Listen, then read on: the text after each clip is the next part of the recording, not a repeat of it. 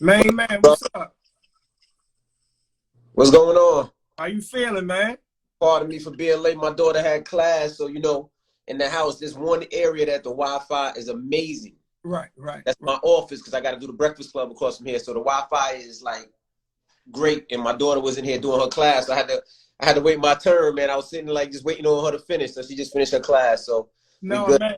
Hey, listen, I'm glad you took some time out because it's kind of like the things I talk about all the time, like just to kind of watch your evolution just from street DJ, mixtape DJ, how many artists you broke, you traveling to being the host of #1 radio show, morning show in the country, to Hmm. you being an entrepreneur, for you being a real estate mogul guru.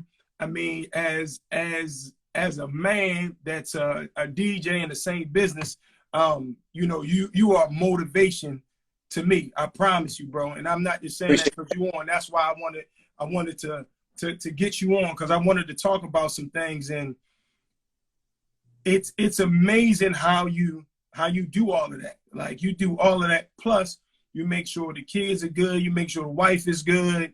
And like that shit just doesn't happen. It takes a special kind of guy or a special kind of person. The guy, girl takes a special kind of person in order to do that. And you've been able to do that. So it's bunch of people that hopped on. What can you really like tell them as far as what was one of the biggest things that you had to kind of like learn mentally in order to achieve some of the stuff that you achieved? I mean, I think the main thing is really just really don't give a fuck about what anybody thinks. Right, right, You know, like I really don't care. I just do what I think is best for me. I right, don't jump on trends. I don't jump on waves. I do what I enjoy. You know what I mean? And I think that's the majority. That's the main thing. Is really just be your own person. For right, my I started DJing. Everybody laughed. They didn't think it was a career. They thought it was something that's gonna be like a fad, like something you do for a little bit and then it's over. right, right, I went to college and I still got my degree and I still stayed DJing. And most people was like, whatever. I'm gonna be this accountant, or I'm gonna be this attorney, or I'm gonna be this sanitation, or I'm gonna be a police officer, or I'm gonna be this doctor. And I'm like, nah, I'm a DJ. And right, people, my moms and my pops, they laugh, you know what I mean? But it's right. something I wanted to do and nobody could stop me. So I did it. Right. And It's funny talking about your moms and and your parents. I never forget. I was working a regular job.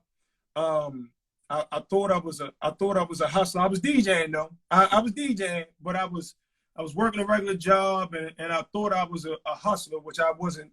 That like I wasn't a great street dude. Because that ain't me. I ain't a tough guy. So I was really bad at that. But as soon as I washed my hands, the DJ career started taking up. But I remember telling my mother, I was like, I'm going to leave my job. And she like, well, you need something to fall back on. I'm like, no, that's saying I'm a fail. No, I got like, let me jump out of here with no parachute and see where it landed. And I radio for 18 years, and I don't really I got to do better because I don't really vacate. I kind of like, and when I'm booked, I travel, and then I may stay a day or two and take a little vacation. But it was that thought process early. So luckily, that was my thought process to be able to to push through. I mean, so right, if it was over today, I didn't do too bad. You know what I'm saying? Like I'm not necessarily mad at where I'm at, but I want more. And I watch you with the real estate, bro. And I've so full disclosure, I have to come to one of you. I have to come to a seminar, you okay. know, with you and your guy, what's the name? Flipping Caesar, flipping New Jersey. right. So because I actually me and my folks went to a Fan Merle real estate joint, right? We paid some money, and then they was talking about 30 racks. I'm not giving you 30 racks and pull some money out your 401. No, are you crazy? Like I knew it had to be a better way. And I watch what you do, which is super impressive, one, and it motivates me. as well. What can you really like tell us? How did you even get started and be on the level that you are now? You know what I mean? Mm-hmm. As far as real estate is concerned? Yes. When I got my first check from the music industry, and I went and bought a house in Queens. Right. So I live in Jersey now, but I bought my first house in a town called West Milford, New Jersey. Okay. It's like an hour and maybe 40 minutes, hour 30 minutes from the city. Right. There. But it's far, but that's all I can afford at the time. I couldn't afford anything in the boroughs. Like I wanted something with land. Right. So I put it out there. I bought it, my first house, I think I paid like $440 for. Like I think it was like $440. Back then, loans were so much, you ain't have to, as a DJ back then, you didn't have to have, you didn't have to prove where the money came from. Yeah. Because that's how I got my first house. My first house. It was just like, I didn't even really could prove it. I had some BS check stubs and made it happen. Right. That's it. And all I had to have was 10%. So I put the 10% down and bought this crib. Right. And it was so far, when I used to leave the clubs DJing, I would fall asleep on the way home. Right. Then I had to get something closer. So I was like, I got to sell this crib. When I went to sell the crib, I called a real estate agent, and I was only in the crib for like 5 months. And the real estate agent was like, yeah, we can sell it for about $580. I'm like, I paid $440. He was like, yeah. I said, what? Right. I made that much money that fast? Right. Started doing it. I started buying cribs, moving in, fixing it up, leaving. I started doing that. And then at one time, when the market fell, like 2006, 7, 8-ish, I had like 3 cribs. And when the market fell, I was stuck with all these cribs. Right. I had all these mortgages, and nobody was buying cribs, not because they didn't want it, because nobody would get mortgages at the time. Right. Going in, I started doing bar mitzvahs, sweet 16s, you name it. I DJ'd it. I didn't care. I just wanted to make sure I didn't lose none of the cribs, which I didn't. And then I stopped. I fell off real estate. Then was talking to Angela Yee, who has a boyfriend in Detroit. And she was like, yo, Detroit's a great market. Houses are like 15 grand, 20 grand. I said, for a house? She's like, yeah. I said, for a real house? Right, because they would take, like, when I went, I haven't been in about 4 or 5 years, but it was almost like empty in Detroit, you know, because all the car, that industry kind of fell. So other than downtown, it seemed like everything was available. Right. So I went and I bought 3 cribs. I paid like, it was like, I think like 15 to 20 a crib. So I bought 3 cribs. Right. And I didn't know what I was doing. I just kind of just bought them, and I just paid the taxes on them. Okay. Just taxes on them. And then it was kind of, I would learn as I was going along. I'd get a ticket in the mail for not cutting the grass. I'm like, oh, you know what I mean? Right. I kind of learned. And then I started learning the business. And at the same time, I met Caesar. And what I was doing in Detroit, he was doing in New York with a bigger scale, in New Jersey on a bigger scale. So me and him started getting cool. And when we started getting cool, he just started showing me the business, showing me the ins and outs. And I just started doing it here. And I just started buying mad cribs and flipping and having rental and getting money. And then all of a sudden, mad people will come up to me and be like, yo, how'd you do it? I went to this seminar and I paid $30,000. I went to this seminar and I paid $10,000. I went to this seminar and I paid $15,000. And I'm like, I'd rather you take that $10,000 and buy a house. So at least you fuck up, at least you got something. Right.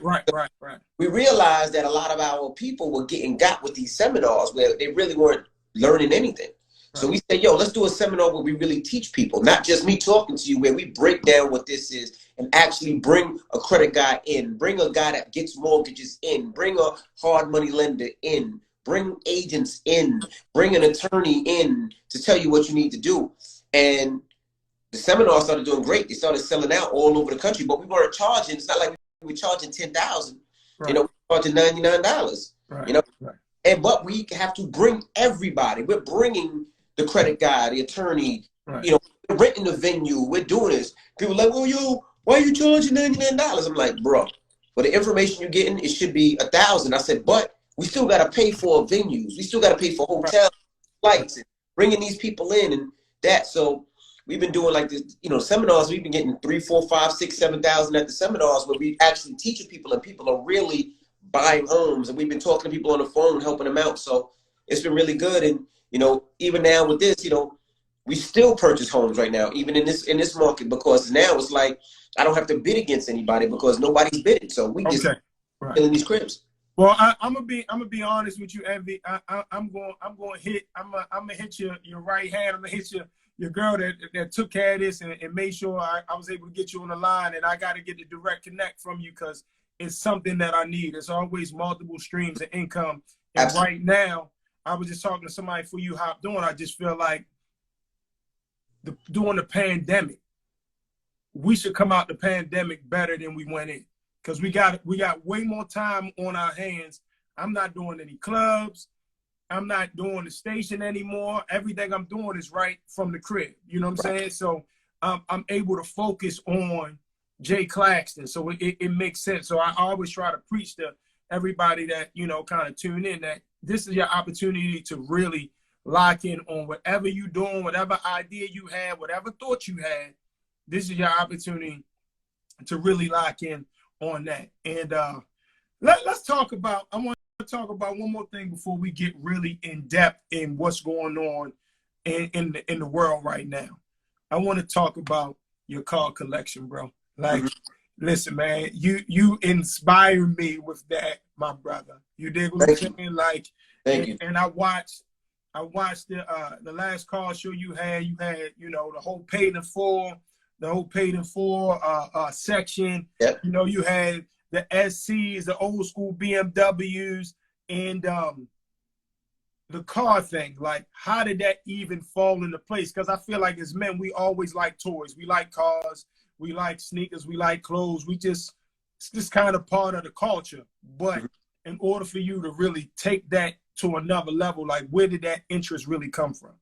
Yeah, I mean, it came from me. I was always into cars growing up as a kid. Right. Coming up from Queens, you would see all the drug dealers all the time driving the cars through. Right. You know, we go to Harlem or Brooklyn or Manhattan, and you used to see all the cars, and I never had it. My first car was, I think, a 1986 Honda Accord. You know what I mean?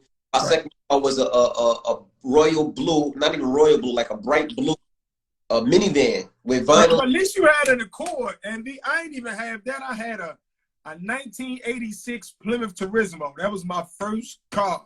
That was my first car. But go ahead. I'm sorry. Go ahead. At least you had an Accord, though. I had roll-up windows, cloth, but you know. So I got in the car. So when as soon as I started making money, what's the first thing I bought? I bought a car. Right. You know what I mean? What was the first purchase? The big boy purchase. What was the first one?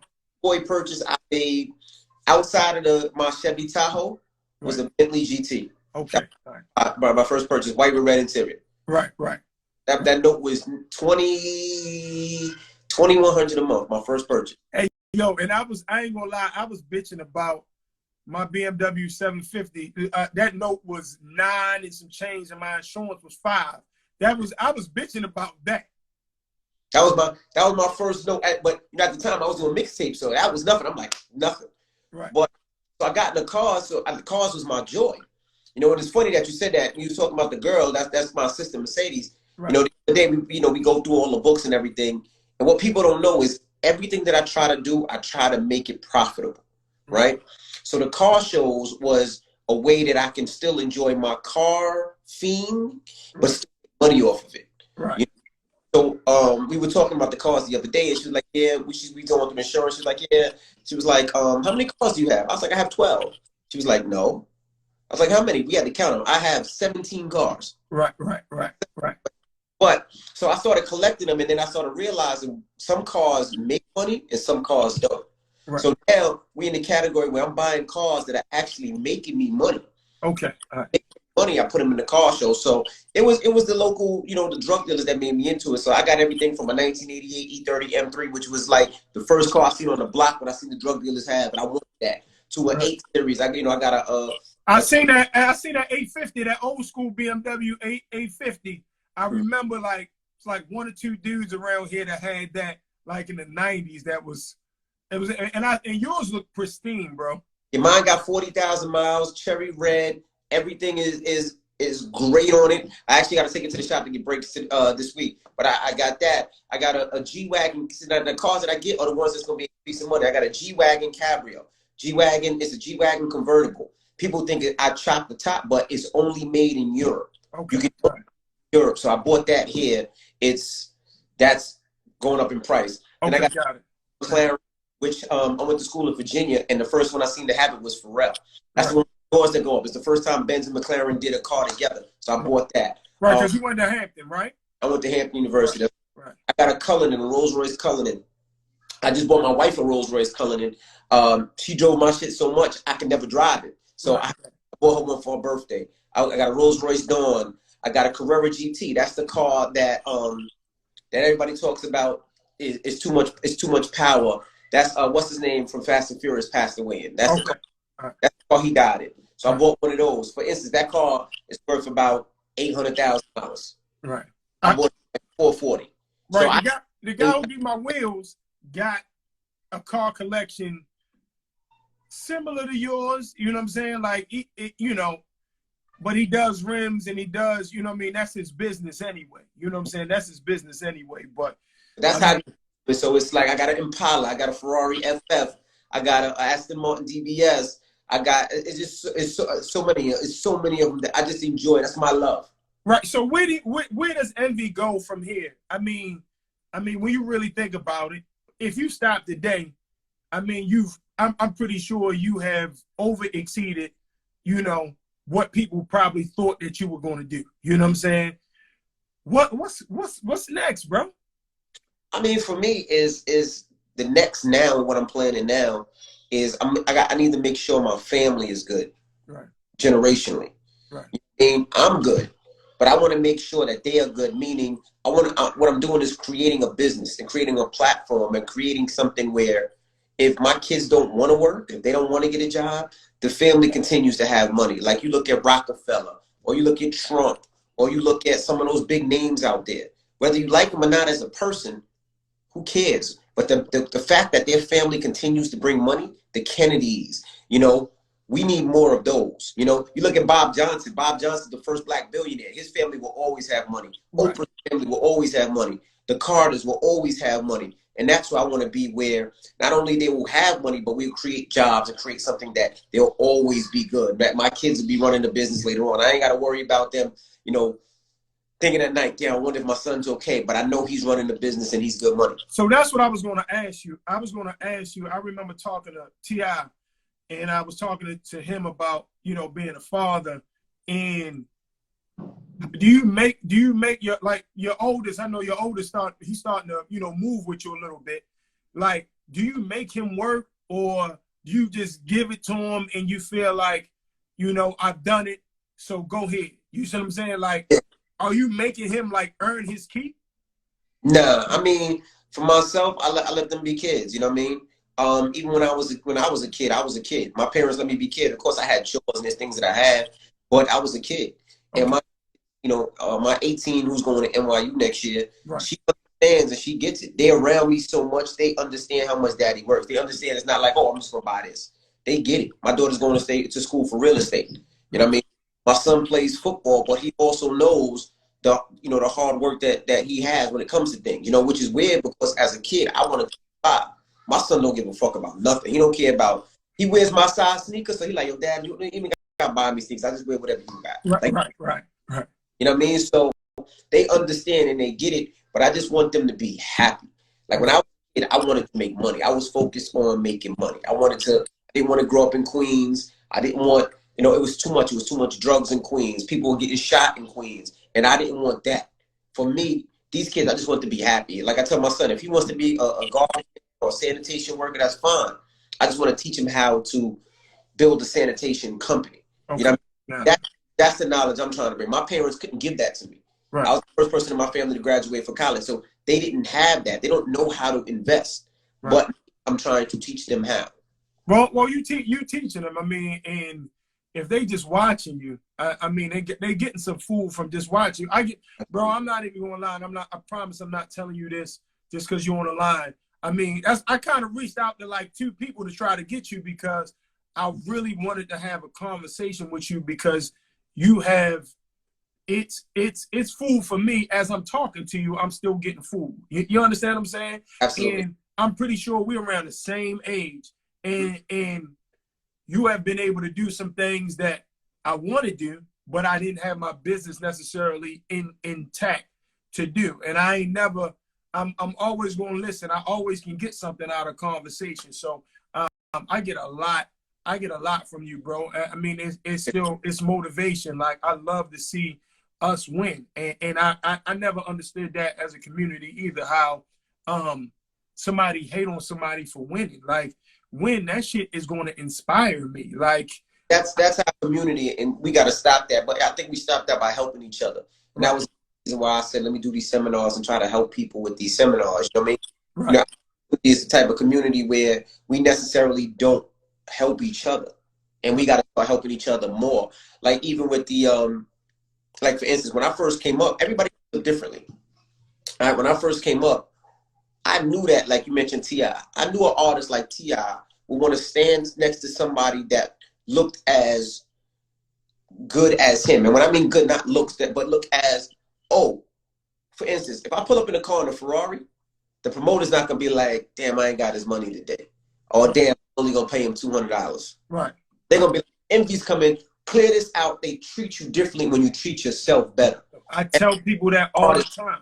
When an artist feel like, damn, you look like money, they fuck with you more. Right. But when you look like, when you don't make sure that you look good and make sure that you're not moving the right way, they treat you differently. But that's why when I go out, I make sure whatever way I move the right way, no matter what it is. Like, because people look at that.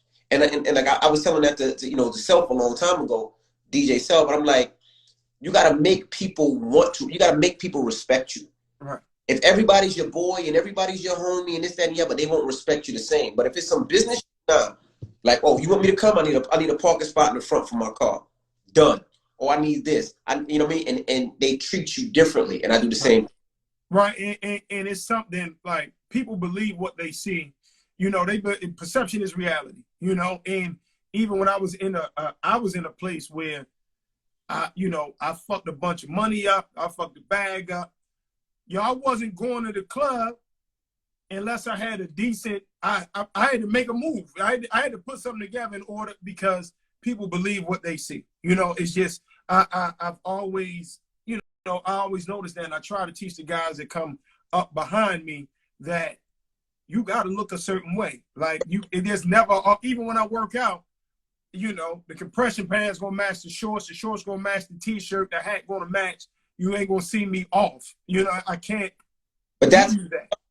I started looking at the niche. Like, you got to think, when I first started DJing, no disrespect to none of the DJs, but all the DJs were overweight, big, and out of shape.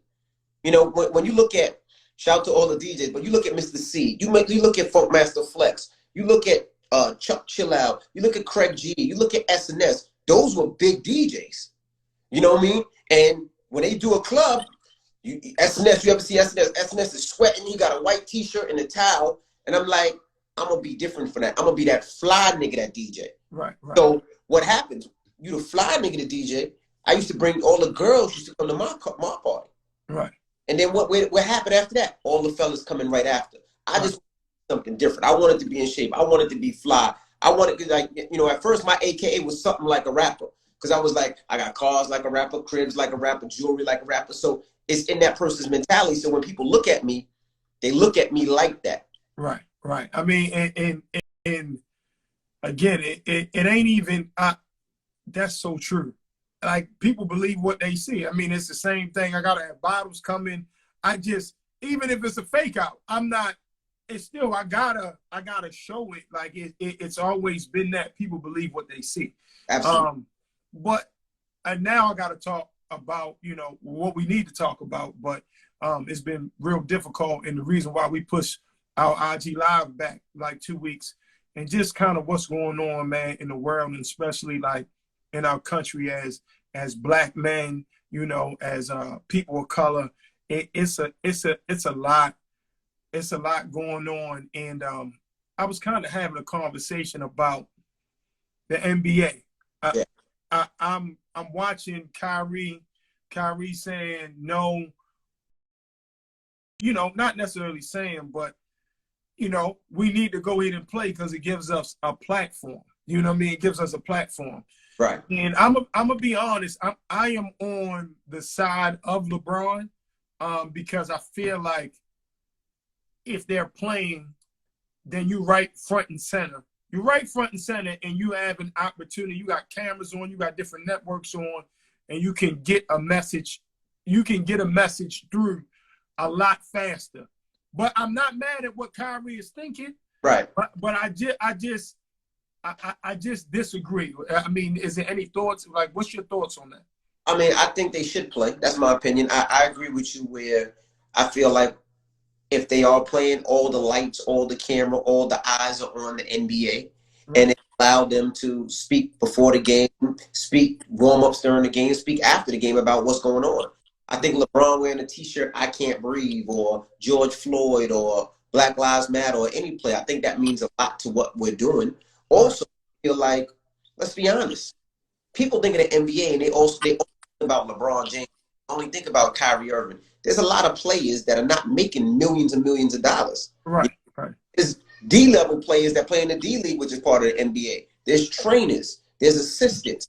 There's all these people that work in the NBA that's not just LeBron James, back to work just like everybody else. Right. So LeBron James, you know, the league minimum, I think, is like $600,000. And people are like, oh, that's still a lot of money. And you're right, it is. But for people that are paying for their house, their mama's house, right, their brother's house, that just got in the league and just started spending the money, they ain't got it. And then, you know, 600,000 ain't 600,000 when you're making that much money. 600,000 is damn near 300,000 because the IRS is taking at least 40% of those taxes. You know what I mean? Right. So there's a lot of people there that still have to pay their, you know, their families.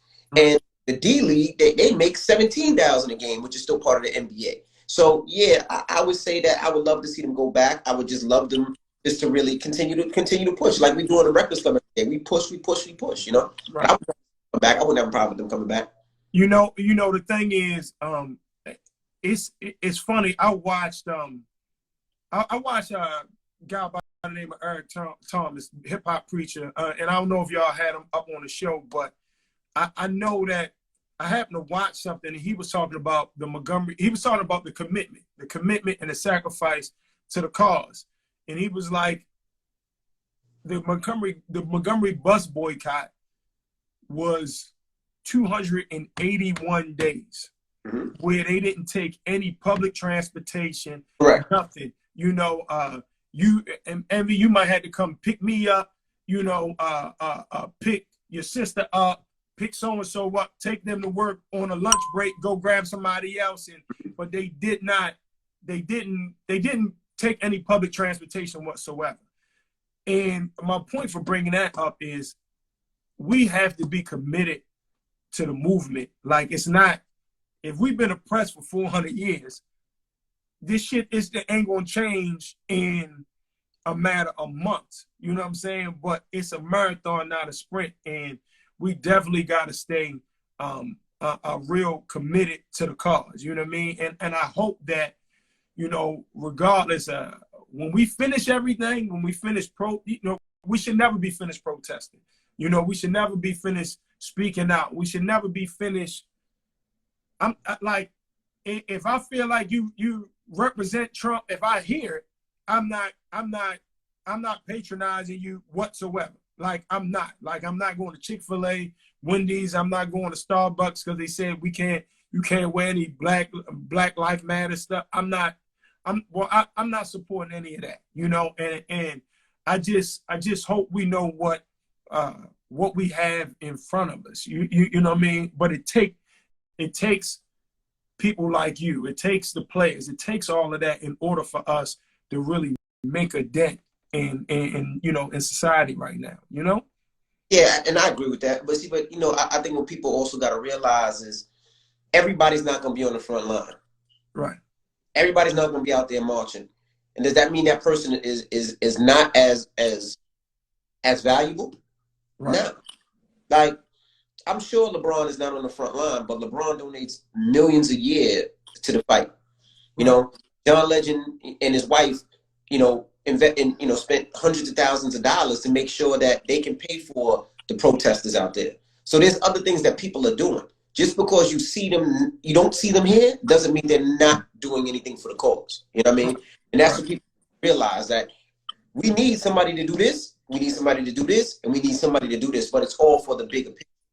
And right. People have to realize that organization, that, like, we got to be organized. And that's my only thing. I feel like we got to organize. We got to find somebody, or we got to organize together, and we got to have a plan. I mean, when you think about just talking about all the things that you've been able to accomplish, you had a plan and you organized. You know what I mean? In order to accomplish whatever you need to accomplish, got to be organized. We're more powerful than any other race, but the problem is we don't necessarily organize, take time to put stuff together in order to move as a race. You know, and I think that's a big problem with our community is we like to cancel somebody fast as fuck.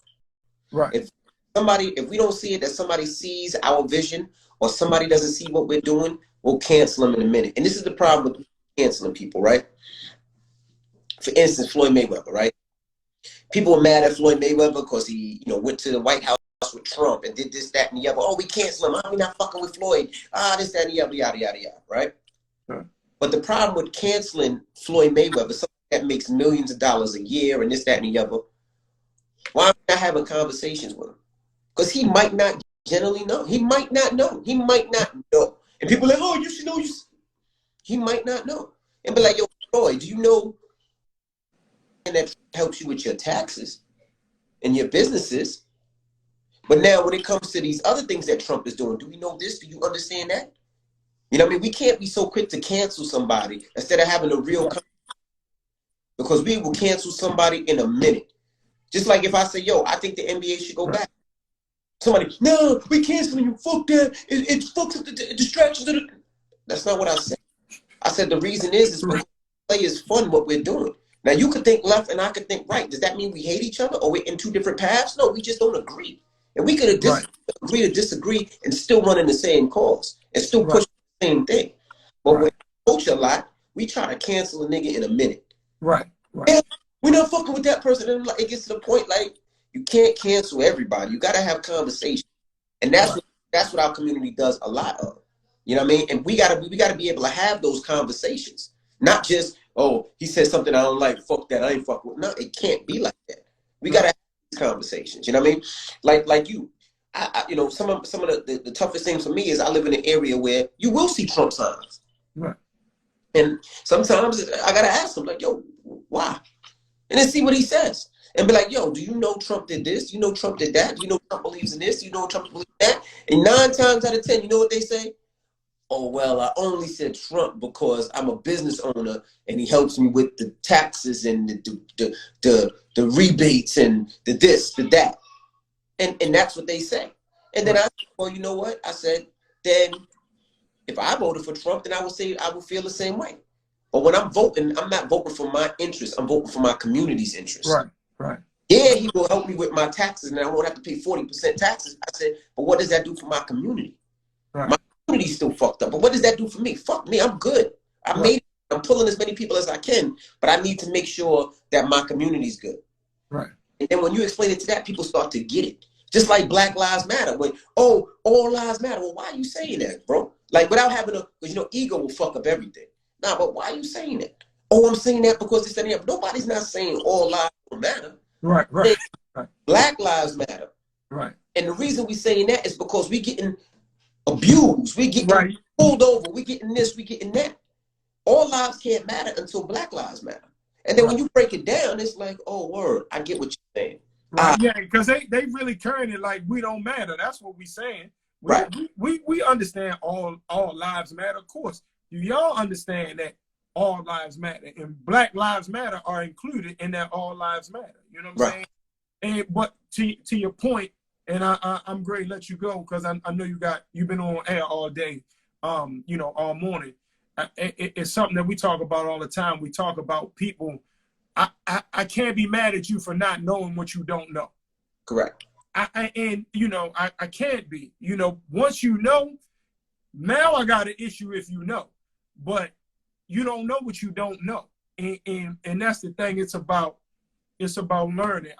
That's why I was so pressed about getting you on, because just from somebody that looks like me to have been able to accomplish the things that you have accomplished, and you ain't an asshole. Like, and when I met you, when we did the club, we did what we do for Theo. We did something with Theo.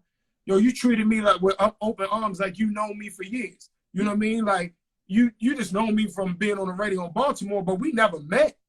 Mm-hmm. And that's yo, I appreciate shit like that because I'm the same guy. You understand what I'm saying? Right. Like I'm the same guy. I mean,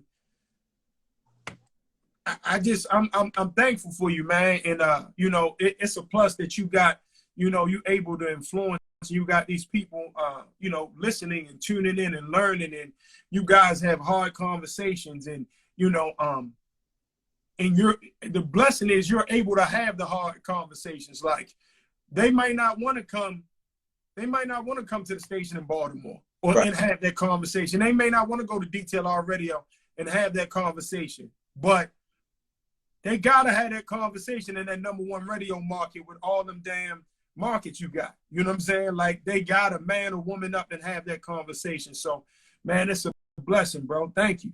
Thank you, man. And I would say this too.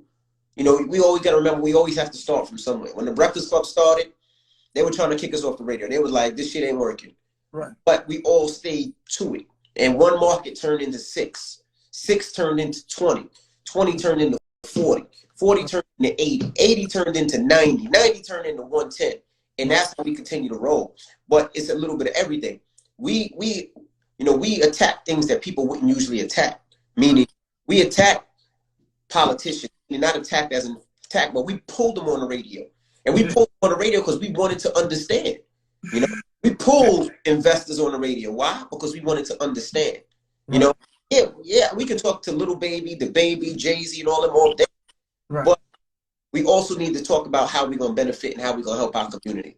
Because y'all Rush Limbaugh interview was, you know, the other week was, I bet y'all my homework. I ain't even going to lie. Like, y'all my homework because, of course, y'all coming in the morning. And people were mad at that. People were mad about the Rush Limbaugh interview. And I didn't understand. And I'm like, because they were like, oh, he's so this and he's so against y'all and he's white supremacists. And I'm like, I understand if y'all were mad if we back down, but the Breakfast Club don't back down to nobody. Right. He's shooting at us and we shooting grenades at him. Right. Y'all were. Punch at him.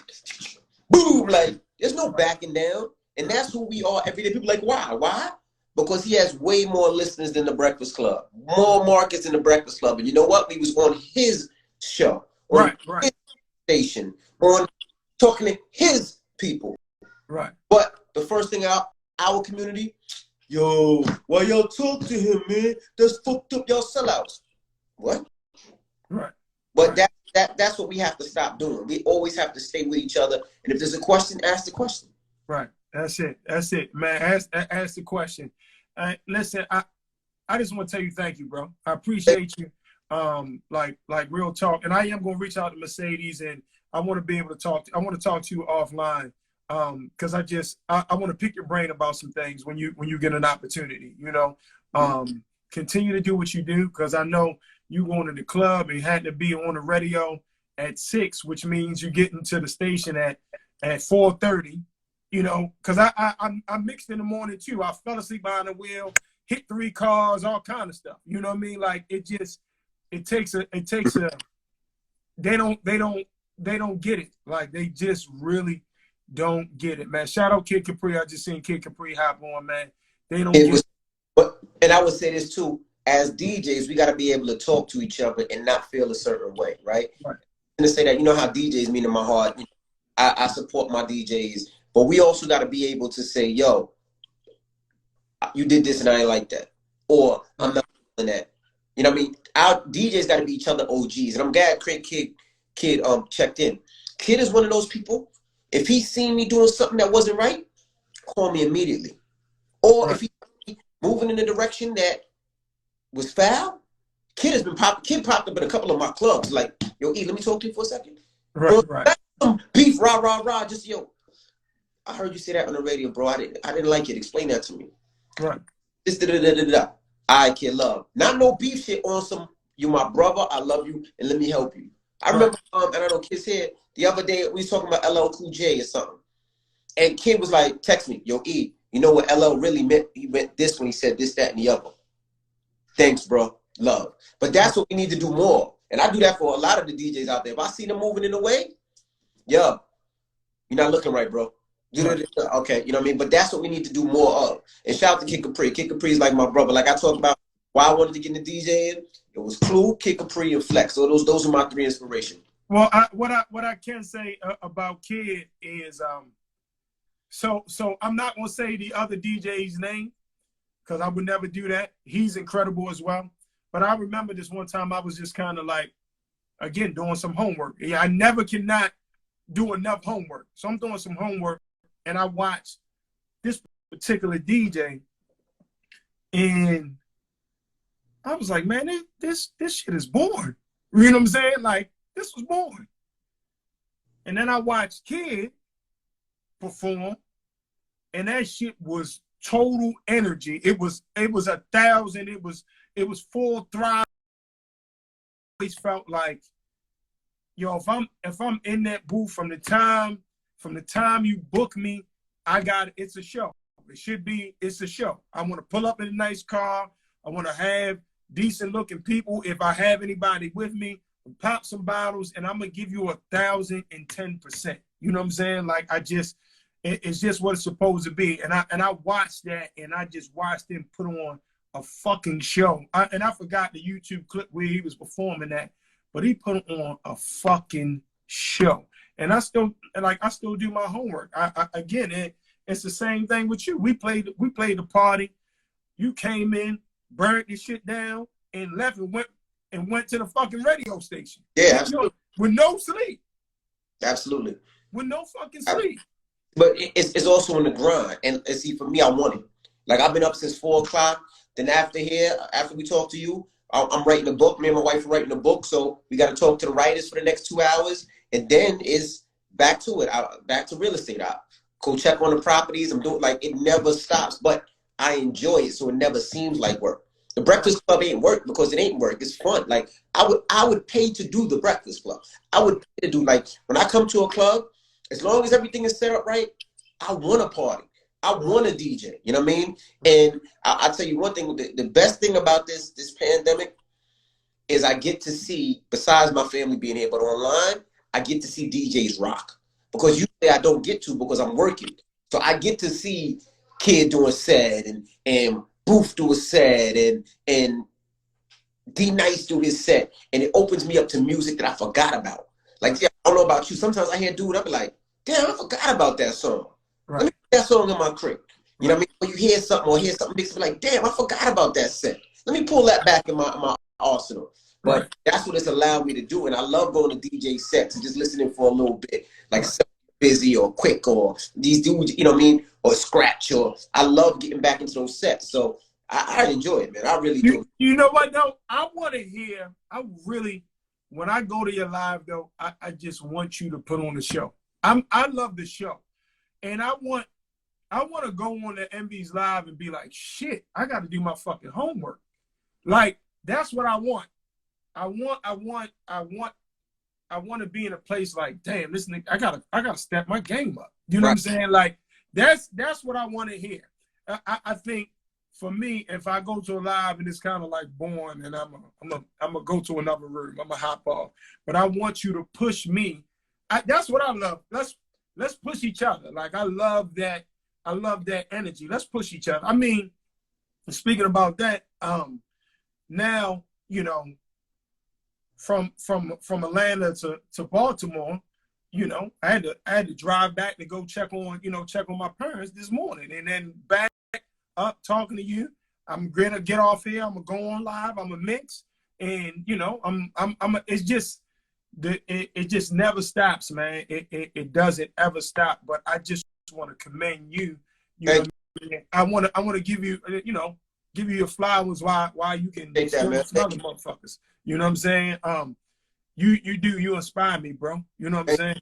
And we team light skin, stand up. No, goddamn right. Goddamn right. You know what I mean? And I'm gonna reach out to Mercedes so you know, I can actually just get a time to you know, pick your brain, bro. You know what I mean? Continue, man. You know what I mean? You got a lot on your shoulder, and you haven't let us down. So continue to push the envelope, bro. Thank you so much. Thank you, brother. Appreciate y'all, man. Y'all be safe out there, man.